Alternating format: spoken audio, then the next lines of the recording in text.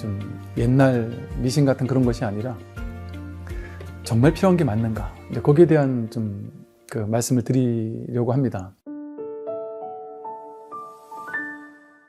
수행이라는 것이 저도 이렇게 이 강의를 좀 준비하면서 요즘 현대인들이 어떤 특징을 가지고 있지? 라는 거에 조금 궁금해서 좀 찾아봤더니 놀랍게도 지금의 그 현대인들이 가지고 있는 특성 내지는 근래 몇 년 동안의 어떤 우리 한국 사회를 지배하고 있는 어떤 트렌드 또는 요즘의 MZ세대라고 불리는 이런 어떤 사람들의 특징이랄까요? 그런 것들을 살펴보니까 이건 완전히 불교와 이 마음공부 수행이라고 하는 불교와 어떻게 이렇게 딱 들어맞을 수 있지 싶을 정도로 그야말로 이 불교의 수행이라는 것은 지금의 시대에 놀랍도록 필요하고 그런 것이구나라는 생각을 갖게 됐습니다. 우선 이제 수행에 대해서 수행을 왜 하는지를 알아보기 위해서는 수행이 뭔지를 알아야 되거든요.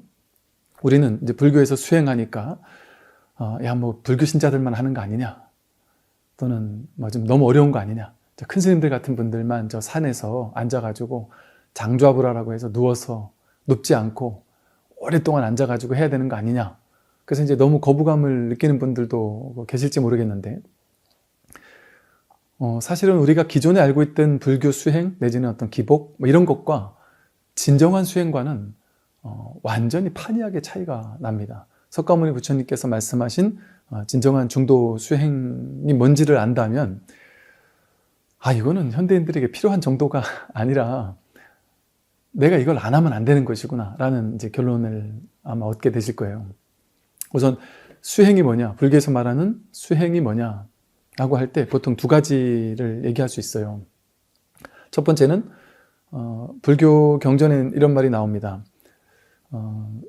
밀림에 코끼리 발자국이 아주 크잖아요. 근데 다른 모든 짐승들의 발자국이 코끼리 발자국에 다 포섭되는 것처럼 불교의 가르침은 사성제에 포섭된다, 이제 이런 말이 있습니다. 그럼 사성제가 뭐냐? 이 괴로움과 괴로움의 소멸이에요. 그러니까 즉 불교의 수행이라는 것은 괴로움에서 벗어나는 길이 뭐냐, 이 얘기예요. 그러니까 불교가 뭐냐라고 물었을 때 불교가 뭐 종교냐 아니냐, 철학이냐, 뭐 불교는 어떤 사상을 얘기하고 펴고 있느냐, 우수히 많은 담론들이 있을 수 있겠지만 그 모든 것을 한마디로 얘기하라고 하면 괴로움과 괴로움의 소멸입니다. 즉 다시 말해 우리가 이 불교를 공부할 것이냐, 수행을 할 것이냐 말 것이냐에 대한 문제는 이거는 어찌 보면 좀 종교, 우리가 기존에 알고 있던 종교적인 틀, 그것과는 상관이 없는 얘기입니다. 내가 지금 괴로운가, 뭔가 스트레스 받는 상황에 놓여 있느냐, 사는 게 괴로우냐, 어떤 이유가 되었든 삶이 괴로운 사람이라면 괴로움에서 놓여놔야 되는 거죠. 그러면 예를 들어 나는 안 괴로운데요 라고 하는 사람도 있겠죠. 그럼 그 사람에겐 수행이 필요 없느냐? 나는 괴롭지 않아 라고 하는 사람들은 마치 어떤 사람과 같으냐면 곧 있을 괴로움이 뻔히 보이는데도 불구하고 지금 당장 달콤하니까 안주하고 있는 것과 같거든요. 왜냐하면 우린 누구나 늙고 병들고 죽는 괴로움을 반드시 그 괴로움이 우리 앞에 놓여 있습니다. 그걸 불교에서는 안수정 등의 비유를 들기도 하는데요.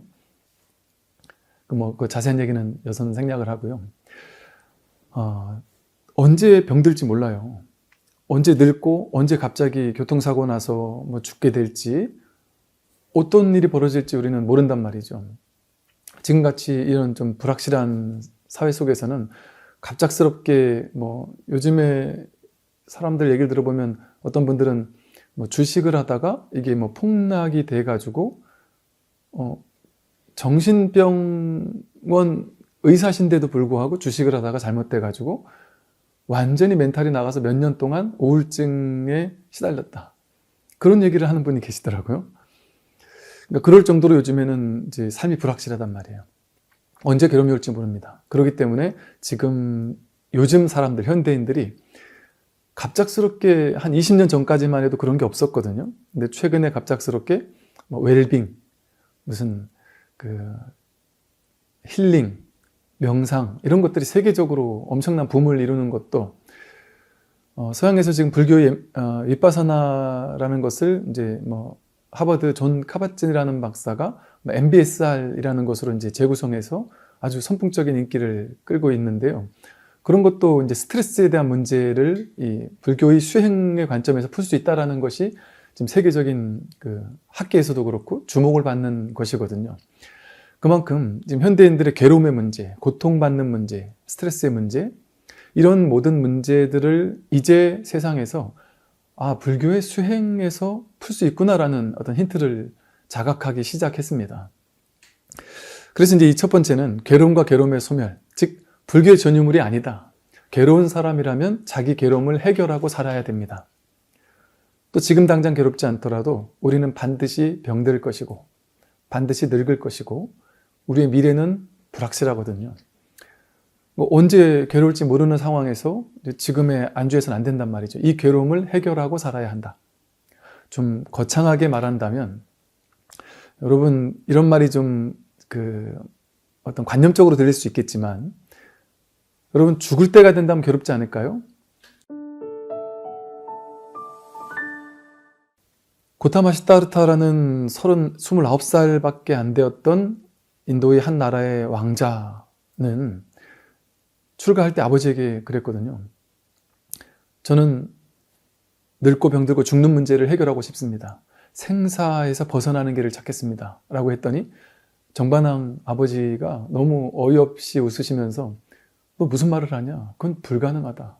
이 세상 그 어떤 사람도 죽고 사는 문제를 해결하지 못했다. 그거는 불가능한 문제를 너는 하려고 하느냐? 이렇게 했단 말이죠. 그런데 그때 그 붓다라는 그 영화, 그 키아누 리브스가 그 주연을 하는 그 영화를 봤더니 그 키아누 리브스가 그 말을 듣고 정반왕을 가까이 가서 끌어안으면서 아버지, 제가 가야 할 길이 바로 그 길입니다. 생사의 문제를 해결하겠습니다. 이렇게 결의찬 눈빛을 보면서 아주 감동받았던 기억이 있거든요. 여러분 죽고 사는 문제는 해결 못할 것 같잖아요. 우리 생각에는. 죽는 건 어쩔 수 없는 거지. 그러니까 마치 어떤 것과 같으냐면 모든 사람은 시한부 인생과 비슷해요. 정해지지 않은 시한부 인생. 시한부 인생은 보통 1, 2년 안에 죽는다 이럴 수 있지만 우리는 그게 언제인 줄 모르는 거예요. 근데 다만 한 몇십 년 더 남은 것 같으니까 막연하게 내가 설마 죽겠나 하는 마음으로 사니까 이 죽음의 문제가 나의 직접적인 고의 문제로 와닿지 않는 거죠. 부처님께서 사문유관이라고 해서 늙고 병들고 죽은 자를 보고서는 출가를 단행하셨거든요.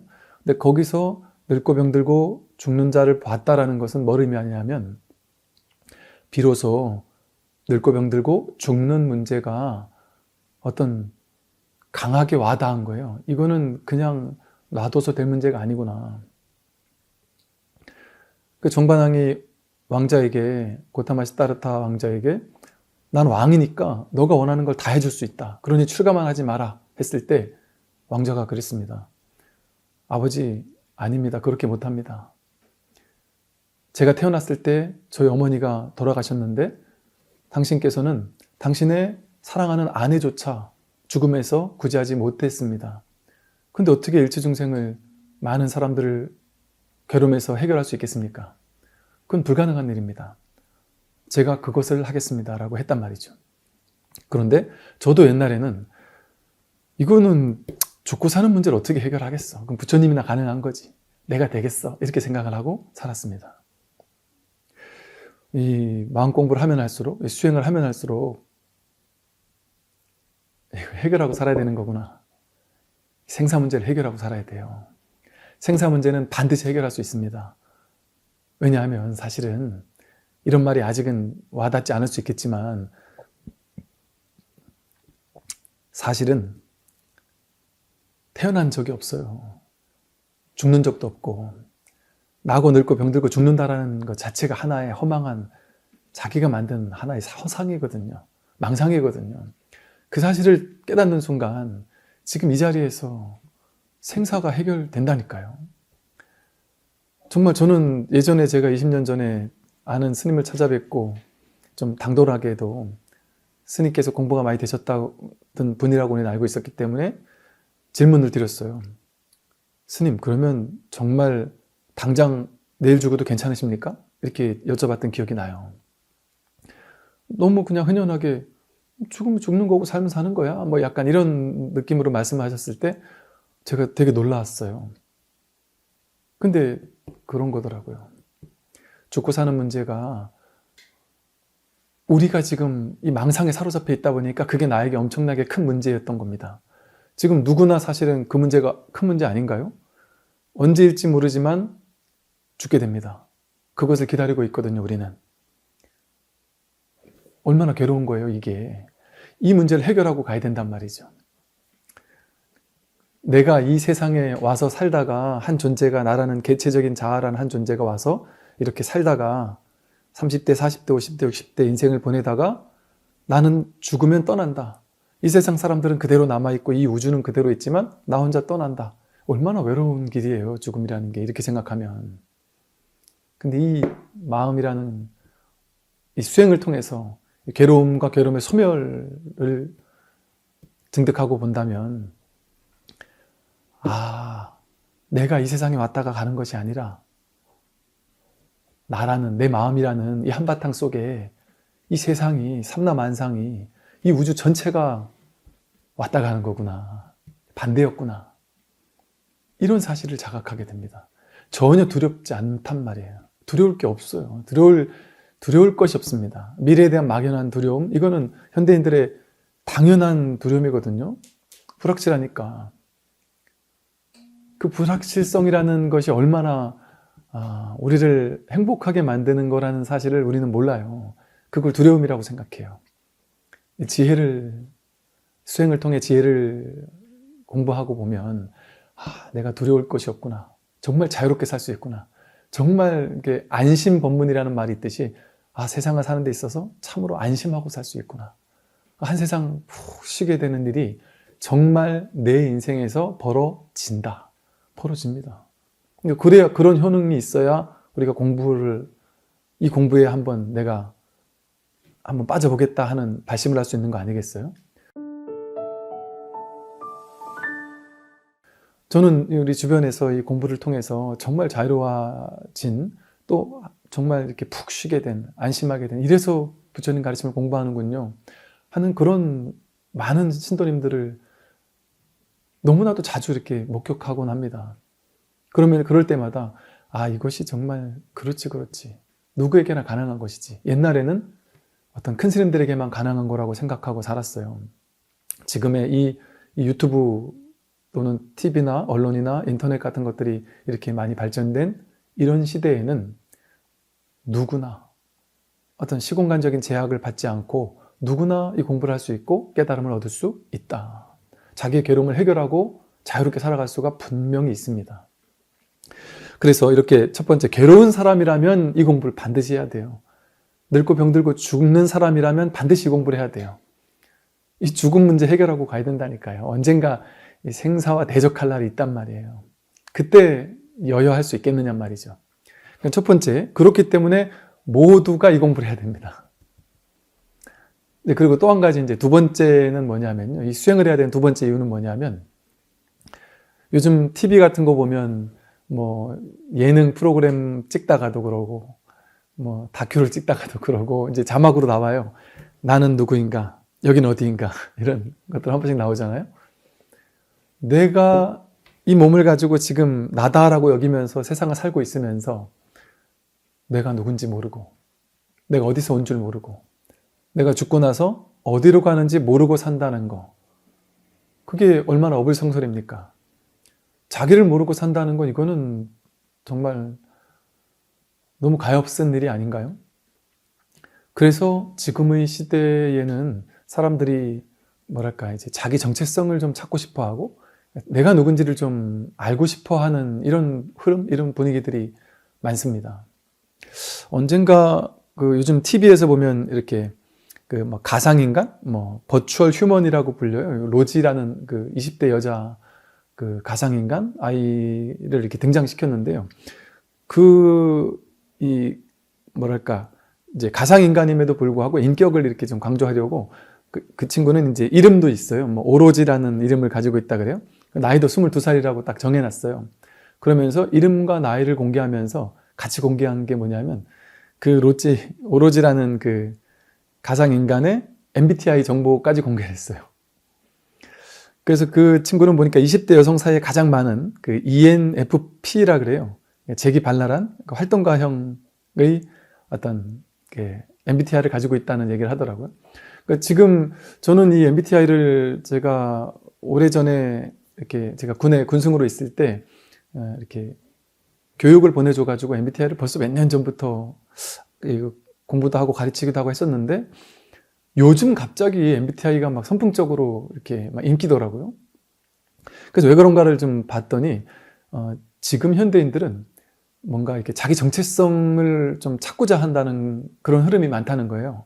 그러니까 지금 MZ세대들은 내가 누구인지를 찾는 것도 이렇게 MBTI 가지고 서로 이렇게 놀이하듯이 하는 것처럼 막 옛날 사람들처럼 막 심각하게 하는 것이 아니라 이렇게 내가 누군지를 찾는 자기 정체성을 찾는 것을 좀 놀이처럼 여긴다 그래요. 심각해하지 않고. 이런 어떤 것 또한 뭐랄까 지금같이 이렇게 혼란스러운 시대상에서 정말 진정한 난 누군가 여기에 대한 관심사가 없을 수가 없다라는 거죠.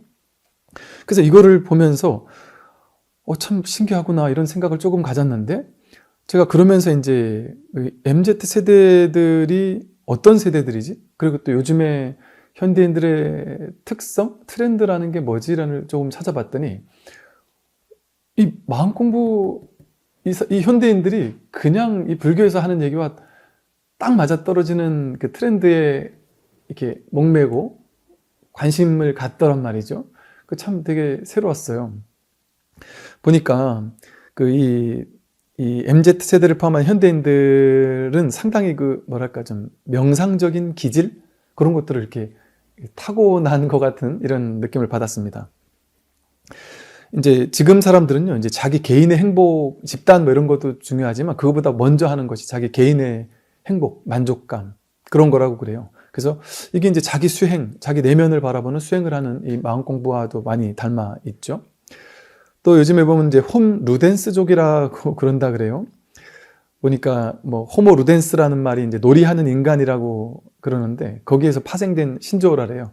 홈 루덴스족은 이불 바깥은 위험하다고 생각해서 집에서 배달시켜 먹고 넷플릭스로 영화 보고 그러면서 이제 그냥 집에 이렇게 있는 거를 좋아한다는 거죠. 그러면서 이들은 집에서 그냥 이렇게 푹 쉬는 거, 옛날 사람들은요 집에서 그냥 푹 쉬고 있는 것을 시대 뒤떨어진다라는 강박에 시달렸거든요. 근데 지금 사람들은 이렇게 집에서 그냥 푹 쉬는 것 자체에 대해서 두려움이 없다는 거예요. 그러니까 쉬는 것 자체를 그냥 자연스럽게 이렇게 여긴다는 것이죠. 이 또한 가만히 보면 이 마음 공부라는 것도 사실은 우리가 생각하기엔 저희가 이제 수행에 대한 얘기인데 이게 수행에 대한 가장 큰 편견 가운데 하나가 뭐냐면요. 수행은 엄청 열심히 갈고 닦아야만 한다.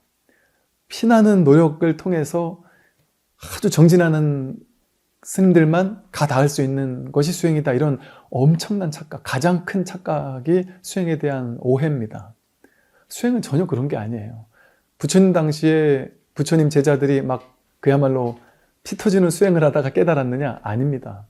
부처님을 만나서 부처님께서 오비구들에게 법을 설해줬고 법을 며칠을 설해주다 보니까 그 자리에서 깨어난 사람들이 있었고요.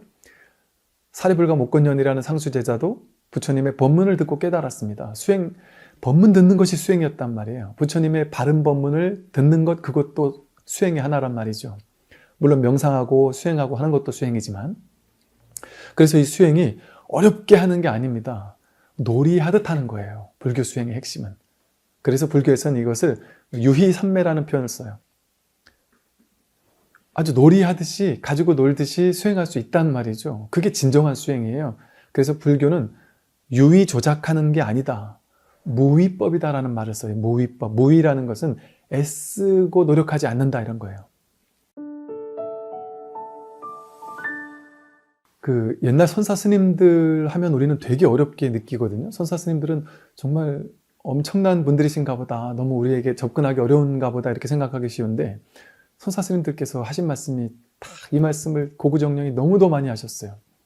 그렇게 열심히 갈고 닦는 거 아니다. 애써서 하는 수행, 그거는 삿된 수행이다. 이렇게까지 심지어는 표현하실 정도예요. 놀이하듯이 유희산매를 즐기면서 할 수 있는 게 바로 이 진정한 수행이거든요. 그래서 지금 현대인들에게 딱 맞아요. 이게 진정으로 쉴 수 있는 거예요.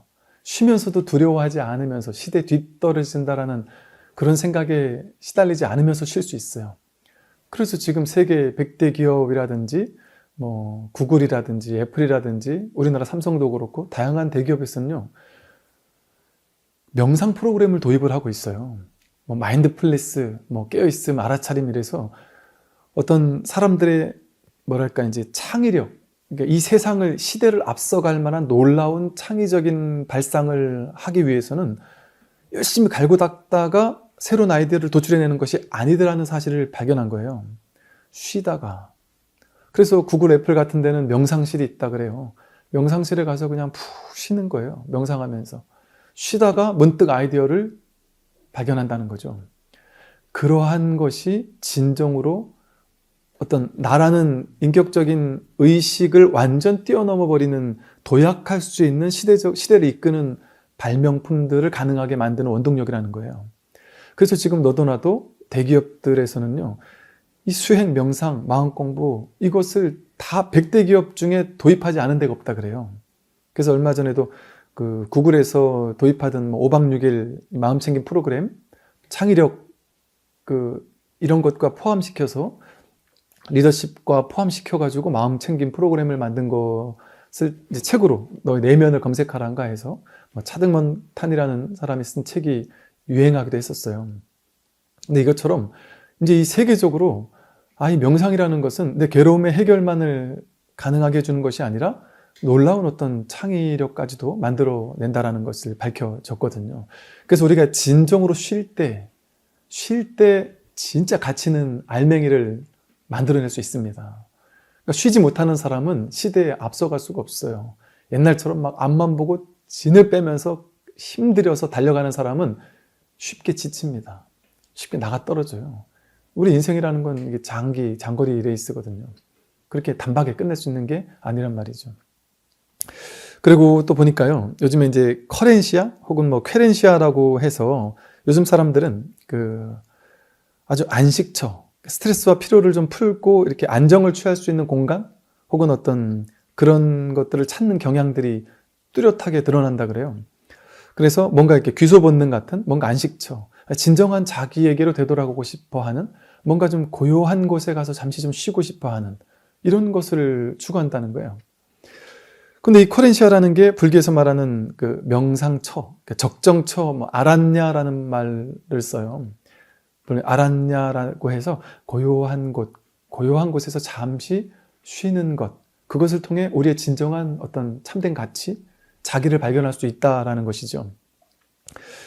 불교에서 삼귀할 때 불법승 삼보로 돌아간다라는 게 바로 이 어찌 보면 현대 이 커렌시아의 하나예요. 어디로 돌아가느냐? 내가 본래 누구냐는 거죠. 나는 본래 부처라는 거예요. 본래 자기로 본래 부처로 돌아가고 나는 본래 법이라는 거예요. 내 안에 완전한 삶의 답이 내 안에 이미 구족되어 있다는 거예요.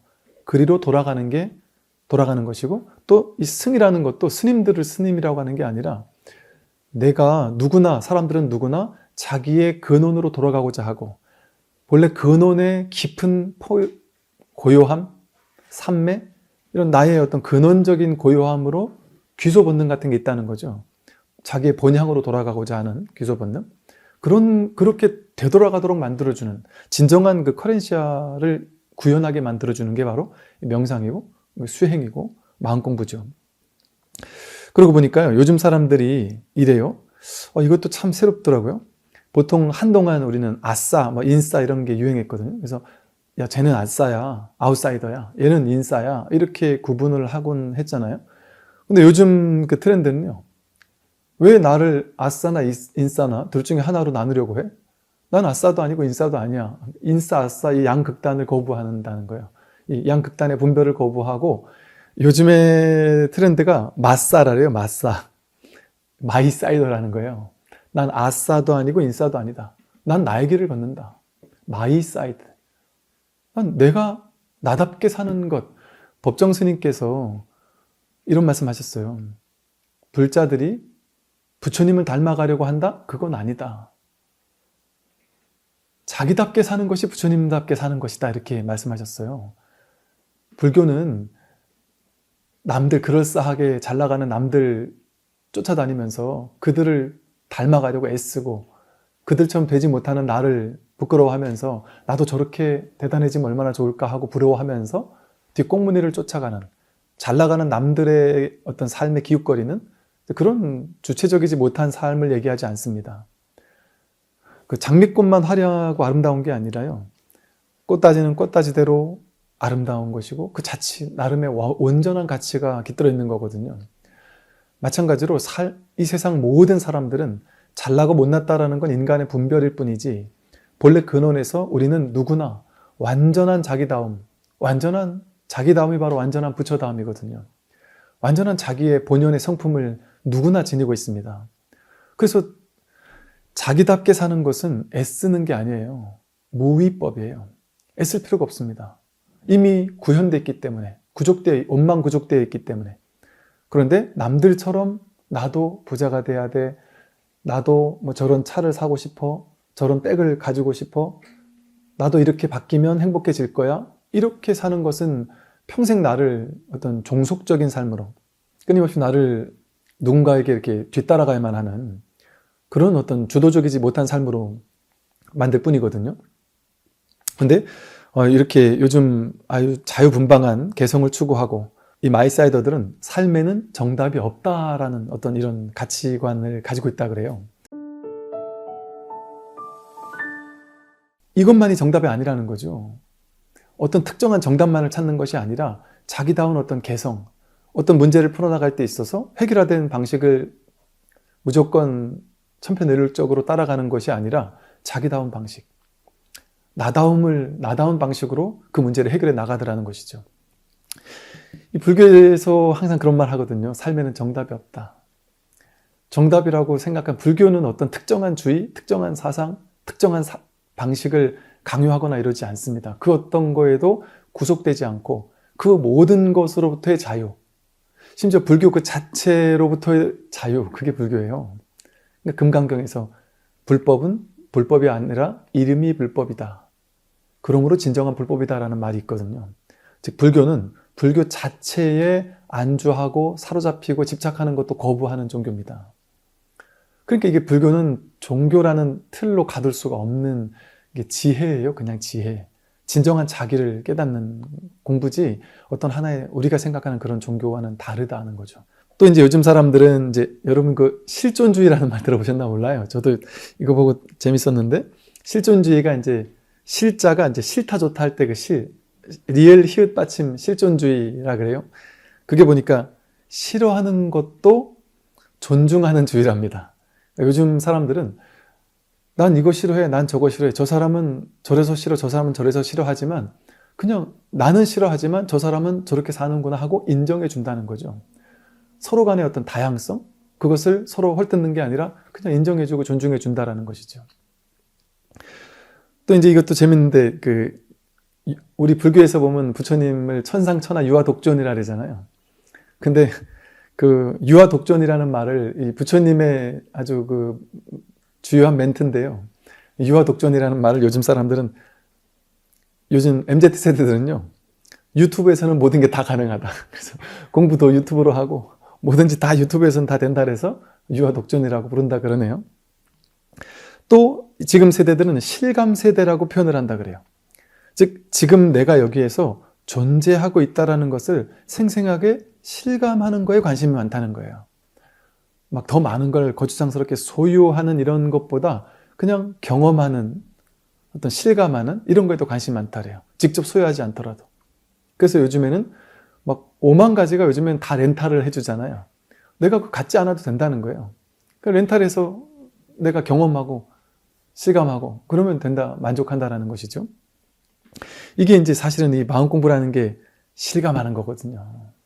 지금 내가 여기 이렇게 살아있음을 그냥 경험하고 실감하고 이 속으로 지금 여기라는 이 생생한 삶의 현장으로 뛰어드는 거거든요. 이게 바로 이 불교 마음 공부가 바로 실감 콘텐츠예요. 최고의.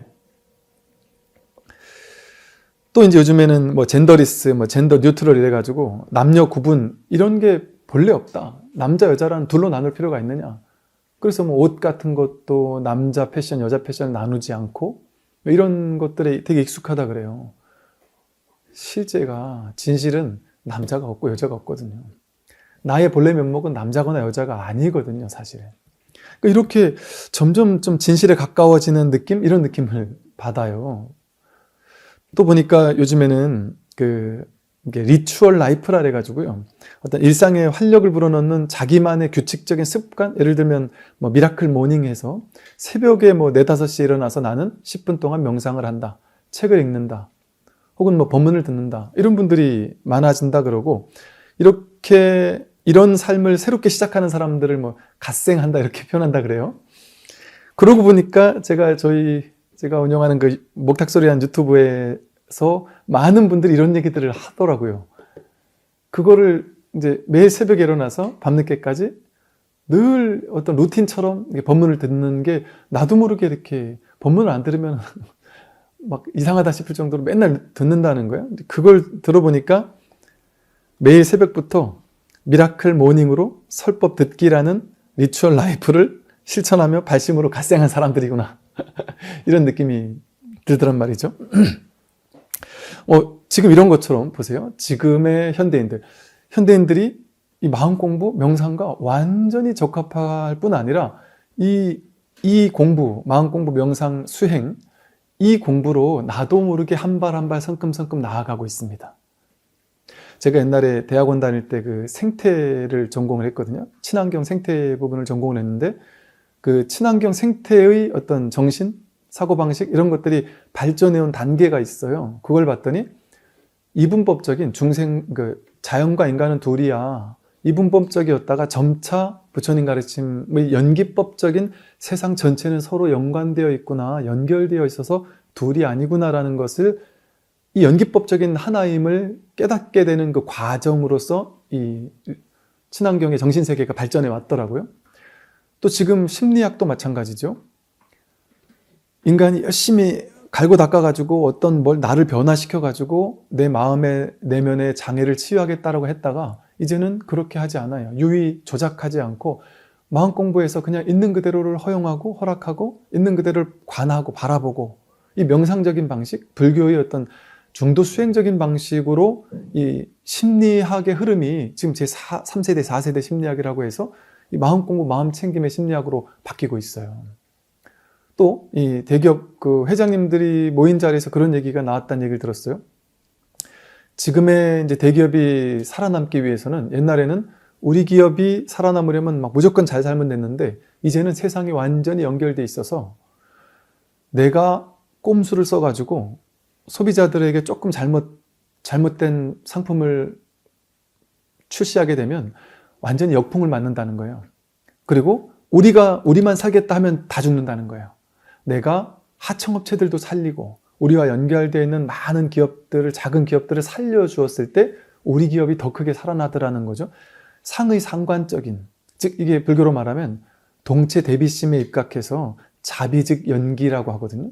자비심이 곧 연기법의 실천이거든요. 그래서 이 소비자들을 살려주고 하청업체를 살려주는 것이 대기업이 살아남는 길이라는 것을 대기업에서 지금 주된 화두라 그래요. 이게 이제 상생 내지는 뭐 통합, 융섭, 요즘 과학이나 학문에서도 학제간 막 넘나드는 뭐 융섭, 통섭 이런 것들이 인기잖아요. 그 이유가 바로 연기법적인, 이 세상이 서로 완전히 연결되어 있다라는 이 연기법적인 지혜에 눈뜨고 있는 거죠. 불교적인 지혜, 이걸 지금 제가 말을 해서 불교적인 지혜라고 하지만 이렇게 올바른 지혜의 방향으로 이 세상의 흐름이 바뀌고 있습니다. 그럴 만한 것이 사실은 그 불교라는 종교는요, 보통 이제 세계적인 종교라고 하는 것은 유목을 기반으로 하거나 농업을 기반으로 하거든요. 그 이슬람교나 뭐 기독교 같으면 유목을 기반으로 하는 종교고 또 뭐 유교나 힌두교 같은 거는 농업을 기반으로 하는 종교거든요. 근데 딱 하나, 이 불교라는 세계 종교 가운데 딱 하나, 이 불교는 상업을 기반으로 하는 종교입니다. 부처님 당시에 이런 어떤 기존의 질서가 막 깨뜨려지면서 막 철이 발전하고 그 이후에 막 상업의 시대로 막 변모하는, 그리고 철학도 브라만교에서 막 육사외도를 비롯한 사문들, 신흥 사문들이 막 새로 생겨나게 있는, 사회가 급변하는, 그리고 막 상업인이라고 장자라고 해서 막 무역을 하고 이러는 사람들이 막 많아지고 있는, 그리고 왕권이 강화되면서 이런 것들이 막 상업으로 발돋움하고 있던 어떤 그런 어떤 놀라운 변화의 시대의 한가운데 부처님도 그 사문 가운데 한 분이셨거든요. 그래서 이 불교라는 종교 자체가 아주 확확 바뀌는 시대에 불교의 가르침 자체가 재행무상이잖아요. 모든 것은 변한다. 어느 한 가지에 안주해서 거기에 집착해가지고 거기 머물러 있으면 퇴보한다는 거거든요. 끊임없이 변하는 것이 이 삶의, 이 현실 세계의 실상이라는 거거든요. 재행무상이거든요. 재행무상의 이 변하는 이치에 적재적소에 반응하면서 그 변화에 전혀 두려워하지 않는, 그 한가운데 속에 완전히 그 변화를 허용하는, 그게 불교의 어떤 정신이거든요. 이걸 이제 요즘 말로 하니까요. 요즘 트렌드를 반영하는 말 중에 하나가 거침없이 피보팅이라는 말이 있어요. 이게 보니까 요즘에 이제 코로나 바이러스 같이 갑작스럽게 세상이 막 확 급변하는, 시장이 급변하는 이런 시대에 살아남으려면 사업을 전환하거나 기업의 어떤 방향을 수정하거나 이런 것들을 적재적소에 빠르게 막 거침없이 이렇게 피보팅을 해야 된다는 거예요. 그때 막 바뀌는 것을 두려워하는 회사들은 오히려 도태된다는 거죠. 이게 바로 불교적인 정신이거든요. 재행무상의 정신이거든요. 이렇게 지금의 시대와 정말 가장 맞는 종교가 이 불교라는 종교인 것이죠. 그런데 이제 이렇기 때문에 이제 현대인들에게는 이 마음 공부가 그냥 필요한 정도가 아니라 지금 세계가 그렇게 바뀌고 있습니다. 지금 서양이나 유럽에서는 심정적으로는 유대교지만, 기독교지만, 천주교지만 실제 현실에서는 마음 공부를 하고 명상을 하고 수행을 하는 사람들의 인구가 급격하게 늘고 있다고 합니다. 그래서 교회나 성당은 엄청 많이 문을 닫고 있는데 짜잘한 명상센터들은 우후죽순으로 늘어나고 있다는 얘기를 들었어요. 제가 유튜브를 하면서 느낀 점 중에 하나가, 요즘에는 제가 처음에는 긴가민가 했다가 요즘에는 어떤 느낌까지 드냐면, 이건 하나의 현상이라는 느낌이 드는 게 뭐냐면요. 처음에는 기독교 천주교인데 저는 스님 그냥 법문이 좋아서 들어요. 이런 분들이 몇몇 분들이 계시는 줄만 알았어요. 근데 요즘에는 이게 하나의 사회적 현상입니다. 기독교 천주교인들이 마음을 열고 스님 법문을 들어요. 법륜 스님의 증문적설을 듣고요. 전혀 이게 넘나듭니다. 옛날에는 나는 이 종교면 이 종교만 했는데 이게 종교에서도 융합 통섭이 일어나는 거예요. 그냥 유튜브 같은 것을 통해서 이 가르침 저 가르침, 이 인문학 저 인문학 두루두루 듣다 보면 그 가운데 핵심이 보이거든요. 여러 가지를 듣다 보면 자기 스스로 이제 선택할 수 있는 안목이라는 게 생기게 됩니다. 그러니까 지금 이 유튜브의 시대라는 것은요, 이 인터넷의 시대라는 것은요, 쭉정이와 정말 귀한 것이 뭔지가 가려지는 시대예요. 완전히 가려지는 시대예요. 그래서 이제는 아니다 싶은 것들은 저절로 도태될 수밖에 없고 진짜는 살아남을 수밖에 없는 게 지금의 시대입니다. 그래서 이게 이게 퓨전 종교 같은 느낌이에요. 종교란 이름도 필요가 없다 싶을 정도로.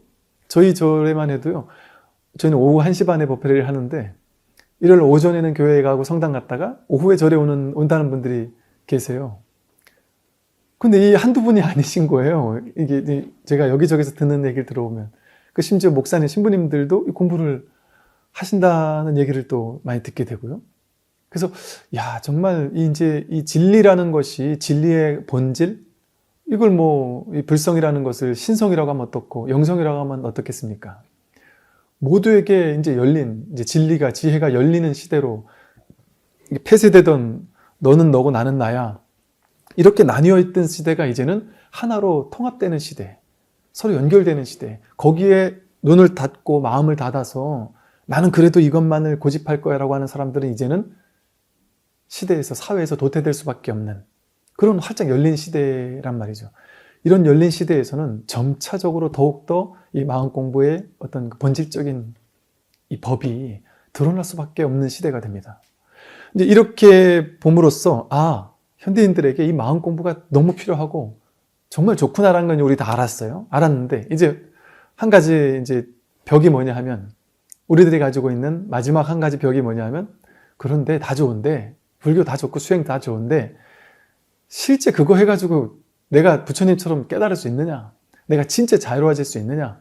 현실이 바뀔 수 있느냐? 나도 진짜 행복해질 수 있을까요? 이 질문에 대한 답이 있느냐? 이게 중요한 문제거든요.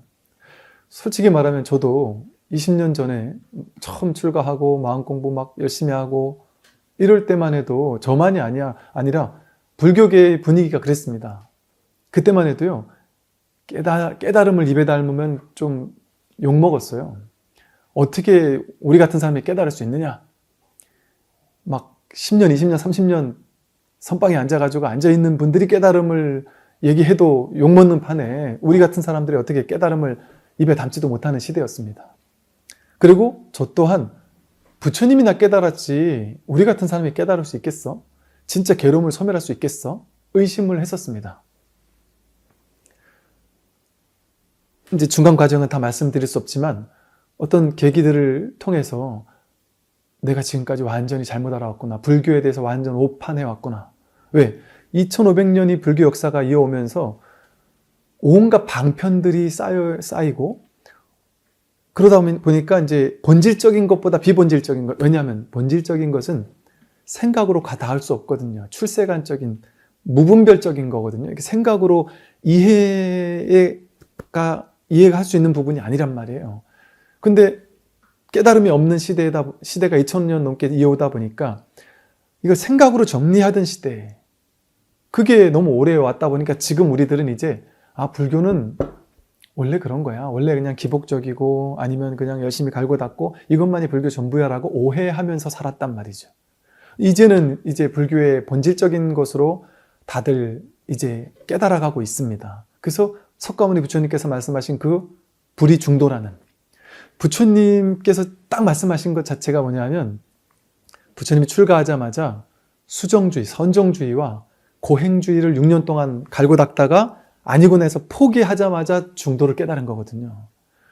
근데 지금까지도 우리 20년 전까지도 그랬어요. 우리 고행주의 아니면 선정주의적으로 수행을 했어요.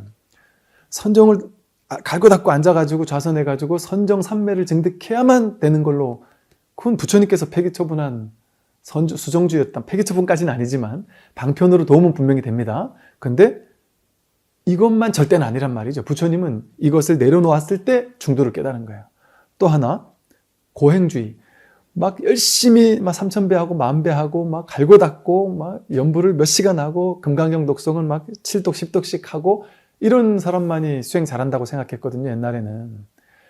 그것은 부처님께서 내려놨던 거예요. 갈고 닦아보고, 그래서 우리에게 중도를 알려주신 것이, 나는 이런 과정을 겪어서 고생을 했지만 너희들은 내가 바른 중도를 알려줄 테니까 이렇게 고생하지 마라 하고 불이 중도의 무위법을 알려주신 거거든요. 그래서 선사 스님들의 어록이나 경전을 보세요. 끊임없이 무위법에 대한 얘기가 나오고 수행은 애써 조작하는 게 아니다라는 얘기가 나와요. 마음으로 하는 거예요. 그냥 마음만 있으면 현실 생활 살면서 충분히 할 수 있는 게 이 마음 공부입니다. 금강경, 반야심경 같은 책 보세요. 갈고 닦아라, 앉아라, 뭐 해라 하는 유의 조작하는 얘기 한마디라도 있습니까? 발 안욕따라 삼맥삼벌이, 내가 이 깨닫겠다 하는 발심, 그 마음만 간절하게 가지면 법문 듣다 깨어나는 게 불교의 핵심이에요. 그러니까 매일 절에서 하는 것 사홍서원 가운데 뭐 불도를 다 이루오리다, 뭐 번뇌를 다 끊으오리다, 중생을 다 건지오리다. 근데 그거 하려면 뭐 해야 되느냐? 법문을 다 들으오리다거든요. 법문을 듣는 걸 통해 불도를 이룰 수 있단 말이죠. 부처님은 뭐 하신 분이에요? 평생 다니면서 법문하신 분이에요. 법문 듣다가 깨어나는 게 불교의 핵심입니다. 이걸 이제 선에서는 언하대오라고 불러요. 법문 듣다가 깨닫는 거예요.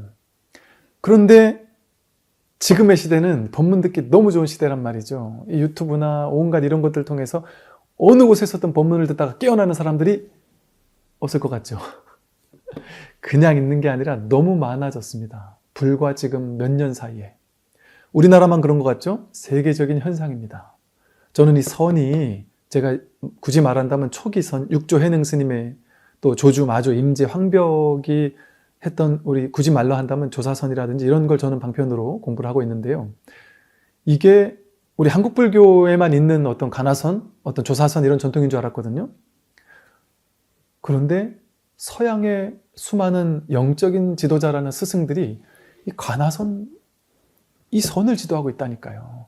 그래서 무수히 많은 사람을 깨어나게 하고 있고 우리나라의 스님들도 마찬가지고 그런 흐름들이 지금은 뭐 어찌 보면 좀 대세는 아니지만 이 부처님의 본질로 돌아가자라는 마치 부처님 열반 이후에 500년이 지난 다음에 대승불교 운동이 일어나서 부처님의 본질로 돌아가자라는 운동이 일어났던 것처럼 지금 모름지기 어떤 대승불교의 실천적인 새로운 재생판인 어떤 지금과도 같은 어떤 그 신인류에게 걸맞는 이런 어떤 트렌디한 새로운 인류들에게 걸맞는 어떤 새로운 선, 대승의 선불교 운동?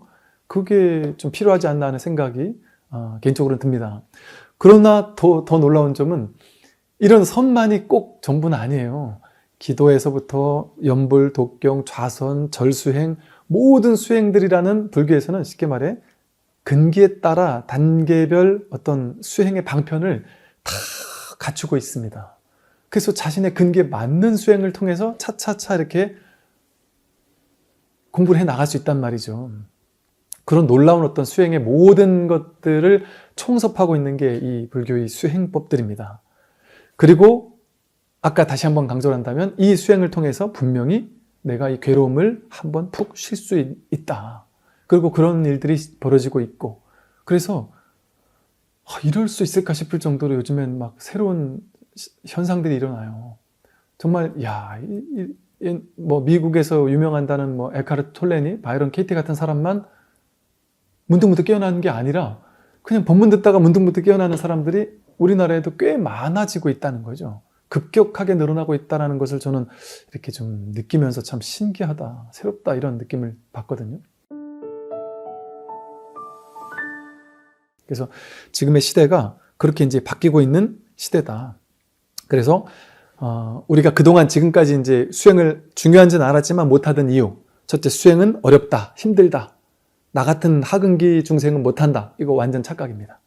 마음만 있으면 누구나 아주 쉽게 할 수 있는 게 수행입니다. 또 명상도 뭐 10시간씩 해야 되는 게 아니에요. 잠깐 앉아서 5분, 10분만 해도 아주 좋은 명상이 됩니다. 또 두 번째, 수행 그건 불교만 하는 거 아니야? 난 불자가 아니니까 안 해. 전혀 아니란 말이에요. 이건 불교라는 종교와는 상관없다니까요. 심리학에서 다 이거 명상하고 있다니까요. 제가 군에 있을 때 군 목사님, 신부님, 스님들 중에 심리학 박사들 한 10분 정도 모아가지고 현존하는 가장 훌륭한 심리학 기법을 가지고 장병들을 심리 케어해 줄 수 있는 프로그램을 만들으라는 TF팀을 만든 적이 있었습니다. 근데 그 박사 한 8분이 목사님이었고 신부님 1분, 스님 1분이랬거든요. 그런데 거기서 만들어낸 프로그램이 뭔지 아세요? 마음 챙김 프로그램이에요. 마음을 관하는 프로그램. 건포도를 만지고 자기 호흡을 관찰하고 그냥 마음 챙김 명상 프로그램을 만들어 놨어요. 목사님들께서. 왜 그런가 했더니 이거는 불교만의 전유물이 아니라 이건 시대적인 대세라는 거죠. 그러니까 목사님들도 다 그런 마음 챙김을 하신단 말이죠. 그러니까 이건 종교와는 크게 상관없다. 불교만 하는 게 아니다라는 거죠. 그리고 또 이게 너무 불교 수행 이런 건 미신적이거나 뭐 기복적이거나 불교를 바라보는 어떤 이런 시각도 일부 있을 수 있는데 그런 것과는 사실은 그건 아주 좀 방편의 하나일 뿐이지 그것은 불교의 핵심은 아닙니다. 그래서 우리가 이렇게 그동안 불교에 대해서 또 수행에 대해서 오해해 왔던 부분 그런 부분들을 우리가 좀 내려놓고 좀 텅 빈 마음으로 이 공부를 한번 마음 공부를 접해 보신다면 정말 내가 누구인지를 확인하고 괴로움을 해결하고 자유롭게 살아갈 수 있는 정말 안심하고 푹 쉰 채 그 어떤 두려움 없이 괴로움 없이 삶을 놀이하듯이 가지고 놀 수 있는 유희삼매로서 하루하루가 정말 삶을 가지고 놀 수 있어요. 즐겁고 재밌게, 행복하게. 그게 어려운 게 아니라 실질적으로 가능한 일이다 라는 말씀을 드리면서, 그렇기 때문에 우리가 이렇게 수행을 해야 하고, 요즘 같은 현대인들은 반드시 수행, 마음 공부, 또 이 공부를 통해서 자신의 문제를 해결하고 자유롭게 살아가야 한다라는 말씀을 드리면서 오늘 이렇게 긴 강의를 좀 마치도록 하겠습니다. 들어주시느라고 수고 많으셨습니다. 감사합니다. 선물하십시오.